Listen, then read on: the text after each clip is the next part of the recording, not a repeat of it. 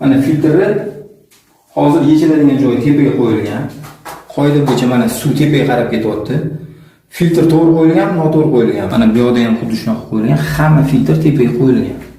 Nima deb o'ylaysizlar? To'g'ri qo'yilganmi yo'qmi? Mana o'rtoqlar, hozir boshqa bitta obyektimizga kelganmiz. Buni ustalar bilan o'zimiz qilganmiz. Qaranglar.